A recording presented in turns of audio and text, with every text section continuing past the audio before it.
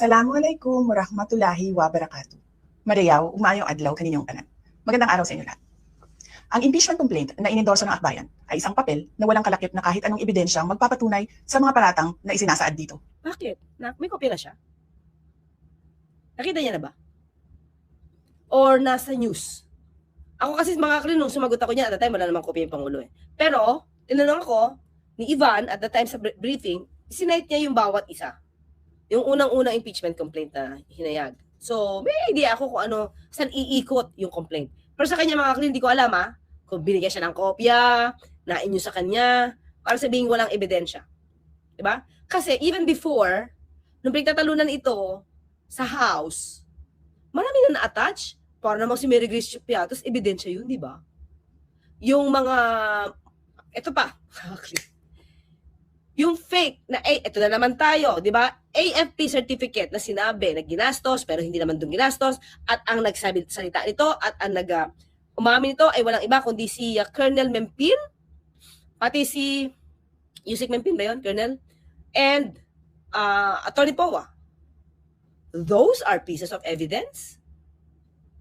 Ano yun eh? Admitted yun mga kakliri during the hearing. At hindi niya yung tinanggi ever. Those are pieces of evidence na dapat na papakinggan. At ang sabi niya, maski na naman si Attorney Powa mga kakliri, he knows about the name, Mary Grace Piatos. At di ba sinabi ni Mary Grace, sabi ni Attorney Powa, handa naman sila sagutin ito. Itong mga resibong ito. Di ba? So, kung handa sila sagutin, bakit sasabihin niya ngayon wala ebidensya? Di ba? So, di ba merong, pwede niyang sabihin, ito na sa akin mga clear, ayoko naman siya turuan. Pero sa atin to, sa atin ng pag-aaral to. Ang pwede niyang sabihin dito, yung mga ebidensya niyong yan, ay walang basihan. Yan. Kasi may ebidensya, ulitin nga natin, na ko lang mga clear, yung mga words na ginamit niya. Hindi na ito bago. Matatandaan na ang impeachment laban sa akin ay naging sagot ng ebidensyang magpapatunay. Ang impeachment complaint na inendorso ng akbayan ay isang papel na walang kalakip na kahit anong ebidensyang magpapatunay sa mga paratang na isinasaad dito. Di ba? Pero mga ka-clear, ito lang sa akin ito lang sa akin. Ito lang sa akin. So, yung tungkol kay Mary Grace Piatos, halimbawa nilagay Mary Grace Piatos, hindi ko kasi alam yung complaint na akbayan. Kasi most probably kasama yun. Di ba? So, sa akin, kung binanggit yung Mary Grace Piatos at hindi in-attach dyan, mga clear, I think, napag-usapan na siya. Diba? Napag-usapan na siya na existing siya. Napag-usapan na siya sa House na existing siya. At napag-usapan na ng marami sa mga news and everything na ito ay tinanong sa COA. At ang COA ay itong ebidensya nito mga clear, itong galing sa itong Mary Grace Piatos na to ay galing sa COA na sinumiti ng OVP at DepEd. Nung pinadala sa kanila ng House, yun yung dala nila. So, yung mga Mary Grace Piatos, etc. ng mga resibo, galing yun sa OVP o sa DepEd. Basta galing kay VP Sara yun. Na pinadala, na inutos pinadala ng House. Diba? And good governance, diba? Committee on Good Governance yun. And mga ka-clear, hindi ba natatandaan nyo na inutos pa ni VP Sara na huwag pakinggan ang utos ng House? Diba? Sumulat siya through Zuleika Lopez na sinasabi niya sa COA na huwag isumite yung mga dokumento na sinabmit ng OVP at ng DepEd sa House. Diba? Mga clear. Pero di ba yung confidential funds dapat sinusumite sa House? Teka lang mga clear. Alam ko ganun eh. Wait lang ayan o. Based on the current Philippine regulations and joint circulars, reports on the utilization of confidential funds must be submitted to the Speaker of the House of Representatives. Kasama siya. So, ang tanong ko lang ito mga clear kasi yung House na nagpapadala sa COA kung ano sinamit nila. ng OVP sa DepEd. Eh kung sasabit ito sa speaker, hindi tugma? Hindi tugma? O gusto na nila manggaling sa COA para hindi magkaroon ng issue? Nasabihin ang House ang nameke. Kasi kung ganito sa COA, definitely, they cannot deny the authenticity of the records na sinabit mismo ng OVP at ng DepEd. Kasi, independent body ang COA eh. Diba? So maybe ganon. Pero dapat, yung sinabit nila sa COA at sinabit nila sa speaker ng House, dapat tugma, di ba? Kasi magre-report sila eh. Oh. So ngayon, wala daw ebidensya, pero dapat may judicial notice na nga doon sa Marites Piatos kasi nakita niyan at in-authenticate yan. Di ba? In-authenticate yan, dapat may judicial notice. Ba't kinikilala na siya? For me. Kasi naging tampulan na siya ng kwentuhan, never dininay ni VP Sara itong Marites Piatos. Since day one, never nila dininay. Di ba? So dapat nga may judicial notice na yan. Okay. Hindi na ito bago. Matatandaan na ang impeachment laban sa akin ay naging sagot nila sa aking pag-alis sa gabinete. Isang hakbang na isinagawa dahil hindi na maipaliwanag ng Pangulo ang patuloy na pagkalugmok ng bayan. Talaga naman, pahid. Ngayon ko na ito nadinig. Actually, mga kli, sabay-sabay natin itong pinapakinggan ngayon. Ibig sabihin, pinapa-impeach ka hindi dahil sa pagiging lustay mo? Pinapa-impeach ka hindi dahil sa ginawa mong pagmumura? Pinapa-impeach ka hindi dahil sa pagbabanta mo sa buhay ng Pangulo? Pinapa-impeach ka dahil sa hindi mo maipaliwanag si Mary Grace Piatos, yung 125 million na confidential funds, na bakit ang laki-laki ng binayad mo sa safe houses and everything. Tapos ipapahid mo ngayon kay Pangulo dahil hindi niya ma-explain yung pagkalugmok ng bansa? Mga kali, di ba, nung ko pa sinasabi sa inyo, nanggugulo ang mga kaalyado ni VP Sara para palitawin na lugmok ang bayan. When in fact, sila ang numero 1 ng gugulo sa pamumuno ni Pangulo Marcos Jr. Tignan niyo ba na gawin na issue yung colostomy bag? Tignan niyo ba na issue yung fake na St. Luke's na medical certificate? Kanino bang kaalyado yun? Di ba? Para kayong buitre na gusto nyo na humina ang kalusugan ng Pangulo kasi para makaupo na kayo. Never kayong gumawa ng ikagaganda sa ekonomiya ng bansa. Bakit? Ano sabi ni VP Sara? Ay, alam ko yung 20 pesos na bigas, kaya yan. Pero hindi ko tuturo. Kasi ayaw kong tulungan si BBM. Di ba? Kayo ang nanggugulo, kayo ang sumisira sa bansa.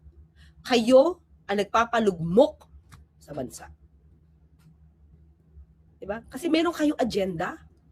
Ang agenda nyo, papangitin ang gobyernong ito sa mata ng ibang bansa, sa mata ng mga inosenteng Pilipino na hindi alam kung anong katotohanan dahil nabubulag sa mga fake news ninyo. Diba? Ipahid! Yung paggastos mo ng 125 million pesos na ibinigay mo sa pinabigay mo sa security officials, si La Chica at saka si Nolasco, tapos ipapahid mo sa Pangulo yung paggasta mo na kaya ka ini-impeach dahil lugmok ang bansa.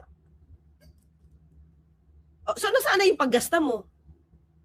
Nasaan na yung issue ng paggasta mo? Nasaan na yung issue ng pagbabanta mo sa buhay? Nasaan yung issue ng pagmumura mo sa Pangulo? Diba? Nasaan yung mga issue ng mga COA flags mo na hindi mo na i-report yung mga pera? Tulad ng magnegosyo taday. Wala. Diba? Sa kahirapan, dulot ng kanyang kapabayaan at bisyo. Timo? Kaya lang. Kapabayaan? Talaga? Sino ang nagtatrabaho, mga kaklir? Sino ang hindi nagtatrabaho? Sino ang laging nasa ibang bansa at naninira sa sarili niyang bansa? Sino ba ang hindi pro-Philippines? At mayabang pang sinabing, I'm not pro. Sabi ni VP Sara, she's not pro any country. Tama? Na imbes iangat mo ang turismo ng Pilipinas, turismo ng ibang bansa, especially China, ang pinupush mo. Diba? Anong klaseng vice presidente tayo meron ngayon? magbabanggit ka ng bisyo? Look around. Look around. Sino sa paligid mo ang nasa bar at nanakot ng pimp, bugaw, gamit ang isang patalim? Sino ang nag-hire ng mga girls? Sino gumagamit ng fentanyl? Sino gumagamit ng marijuana? Hindi ba pamilya nyo? So, wag ipahid yung gawain ng iyong ama at ng iba mong mga kapatid kay Pangulo. Kasi kayo kitang-kita kung ano ang galawan nyo. Pero ito, napagsasalita ng mga bisyo, ginagawa niyong kwento, no? Ginagawa nyo ang kasinungalingan na ito para bulagin yung ibang mga kababayan natin. Yan lang ang alam niyong trabaho. Manira, pero hindi para iangat ang bansang ito. Noong 19th Congress, binuksan pa nila ang isang investigation in aid of legislation. Hindi upang lumikha ng batas, kundi upang magsagawa ng isang malinaw na fishing expedition para sa planadong impeachment laban sa akin. Paulit-ulit nilang... Pero mga kaklin, hindi na siya fishing expedition. May record sa COA na flag. May notice of disallowance. Ano yung fishing expedition? Hindi mo siya masagot. Yes, hindi siya bago kasi hindi mo siya nasasagot. Hindi siya nasasagot, mga kaklir. Ibinandera ang isyung Mary Grace Piatos bilang umano'y bahid ng katiwalian. Kahit na sa kabila ng lahat ng investigasyon ay wala silang naipakitang kahit isang direktang paglabag sa paggamit. O, see? Diba? Meron ng presumption na ginastos mo yung 125 million in 11 days. Nandun na yung facts.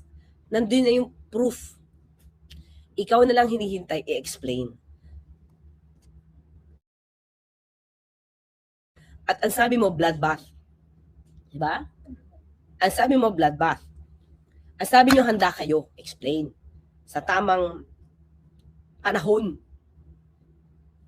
Pero up to now, wala. Pero naipakita na dyan na ginastos mo talaga ang 125 million in 11 days. So, hindi pwedeng sabihin walang fishing expedition to. Meron ng proof. Kaya wag natin bulagin yung mga kababayan natin na walang pruweba. Meron. Diba? Meron. Kaya nga na-impeach eh. Kaya lang, na forthwith issue doon sa Senado eh. Hanggang sa umabot sa Supreme Court. Diba? Oh. Meron.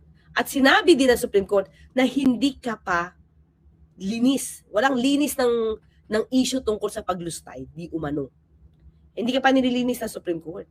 More on technicality ginawa ng Supreme Court para makaligtas ka. Ng confidential funds. Sumunod na dito ang bentahan ng mga pirma para sa impeachment at ang mga tinaguriang for later release projects na ipinangako umano sa ilang miyembro ng Kamara upang itulak ang impeachment laban sa akin. Mga pangyayaring mismong inamin na ng ilang mambabatas sa kanilang mga naging pahayag. Mga kababayan, walang kredibilidad ang akbayan upang mag-endorso o magsumite ng impeachment complaint. Ilang ulit ng hayagang ipinahayag ng kanilang pinuno ang kanyang intensyong tumakbo sa pagkapangulo. Ayaw niya na may kalaban. Kaya niya sinisira ang akbayan sa kasi Senator Risa. Ayaw niyang may kakompetensya. Kaya siya nagpahayag ngayon. Diba? Ngayon pa lang, ginigiba niya na rin si Senator Risa na nagsabi na okay siya tumakbo sa pagkapangulo. Ayun pala. Kaya pala siya galit. Galit ang mga reyna ng buitre. Isang malinaw na indikasyon ng pampolitikang motibo sa likod ng kanilang mga hapang. Huwag natin kalimutan ang makasaysayang talumpati noong Agosto 2024 ni Risa Ontiveros, kung saan malinaw niyang inilahad ang tunay na motibo ng akbayan bilang isang grupo. At habang ang anak niya ay may kapangyarihan pa, hindi magiging madali ang ating laban. While VP Sara is in power, the threat of a full-blown Duterte comeback is still a very real and present danger. For one, they are supported by one major superpower, China. Kaya malinaw na lahat ng ito ay isang uri ng harassment. At Pang-clear, kung nakikita naman kasi, yung effect ng trabaho, wala, hindi naman siya na trabaho, yung effect ng ginagawa ng isang vice president. Kung nakakatulong ba sa bansa, o nakakatulong sa ibang bansa. No, nakakatulong sa bansa natin o nakakatulong sa ibang bansa. Ha? Siyempre, dapat yung talakayin. Delikado kung Manchurian candidate ang mauupo. Talagang, ngayon pala nakikita na natin kung anong epekto. Anong epekto? Merong gusto meron yung isa, pinapatapon yung arbitral ruling sa basurahan, and that's your father. Meron yung isa, isuko na natin, hayaan na natin ang Kalayaan Group of Islands. Kaalyado mo. Ano na mangyayari? Diba? Kaya, yun yung sinasabi nila Senator Risa. Delikado. Delikado. Na kung ikaw ang mamumuno. Diba? Kasi ngayon pala, mga kakli, talagang wala tayong nakitang kanyang naging trabaho. Sabi nga, doon pala sa magnegosyo taday problema na pati yung mga, eto diba may ghost voucher? Panahon niya yun, mga kaklir. Diba? Na-flag din, mga kaklir, ang DepEd sa panahon niya. 5.69 billion feeding program. Yan. Punta natin yan. Wala talaga natulong. Multi-billion peso school feeding program of the Philippine Education Department. Vice President Sara Duterte insists no funds were misused in the program when she was Education Secretary. Paige Javier has this report. Insect-infested or moldy Nutribuns, poor packaging, rotting food items, and irreconcilable expiration dates. These are some of the findings. Diba? Nagbubulok. Expired. Hindi napakita, hindi na i-deliver. Yan ang problema ng DepEd sa panahon ni dating ni VP Sara. Lahat may problema sa reporting pagdating sa pera.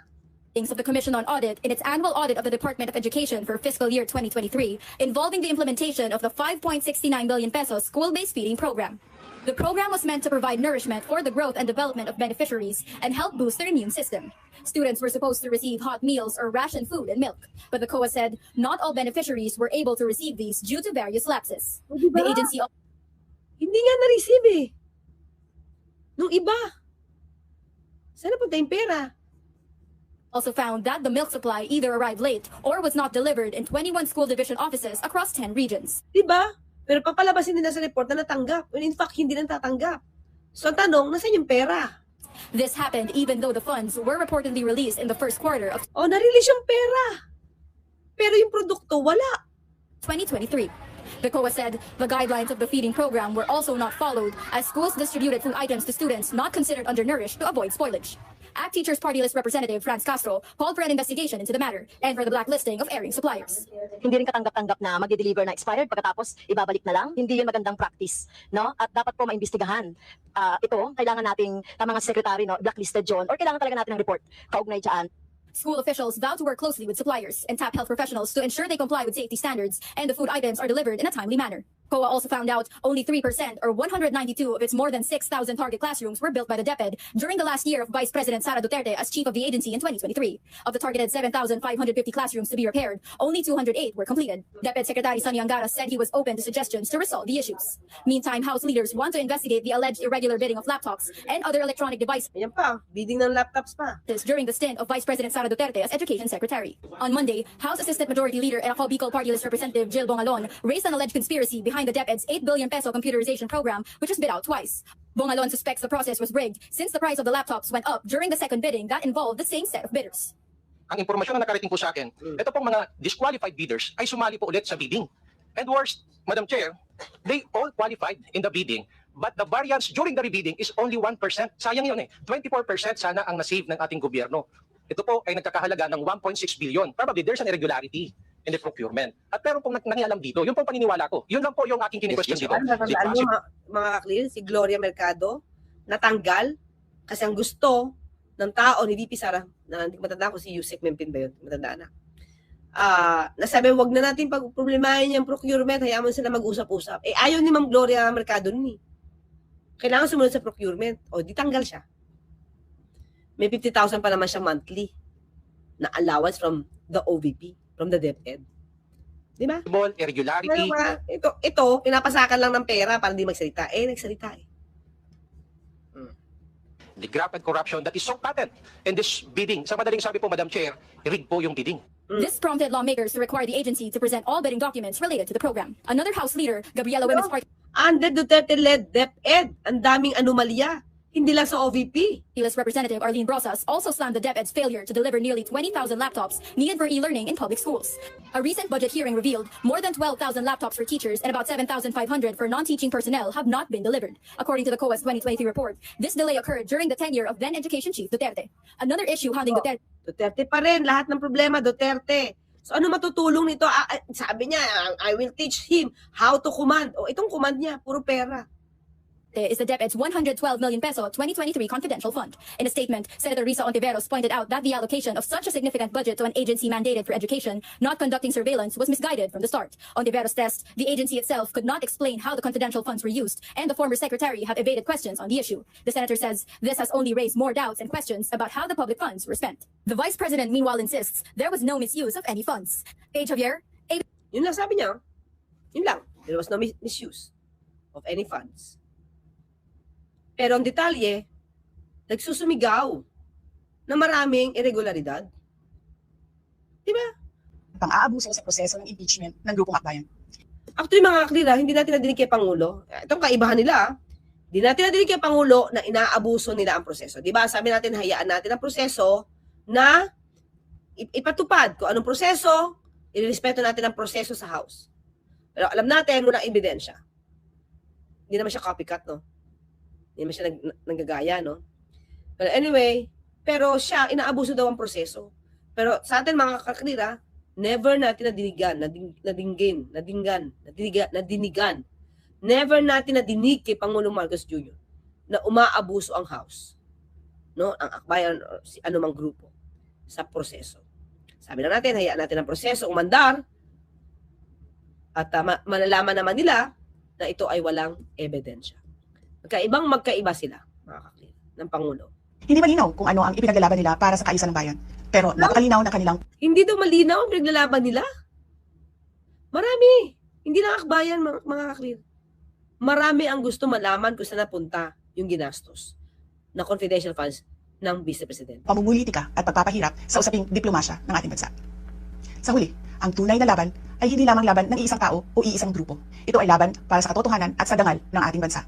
Naway magsilbi itong paalala sa ating lahat na ang kapangyarihan ng impeachment ay hindi dapat ginagawang sandata ng politika, kundi isang banal na proseso para sa hustisya at pananagutan. Yun na nga meron tayong issue ng pananagutan. Kung noon pa yun in-explain, sabi nga natin, nag-executive session kayo, na-explain mo na. Hindi eh. Sapagkat kapag nanaig ang abuso, ang tunay na talunan ay ang sambayanang Pilipino. Pag hindi naman natin nadinig kung saan ginastos yun at naging saan siya nilusta yung di umanong pera, talo pa rin ang bayan. Ang dami mong COA flag, oh. Talo na bayan dyan eh. Laptops, hot meals, ghost vouchers. Kung hindi pa ito na-discover ni Secretary Sonny, magkano na wala? 100 billion or 200 billion? 200 million? Ghost vouchers? Panahon niya? Diba? Imagine mo naaring gawin lahat ng itong mga kabalastugan na to sa pangmumuno niya. Diba?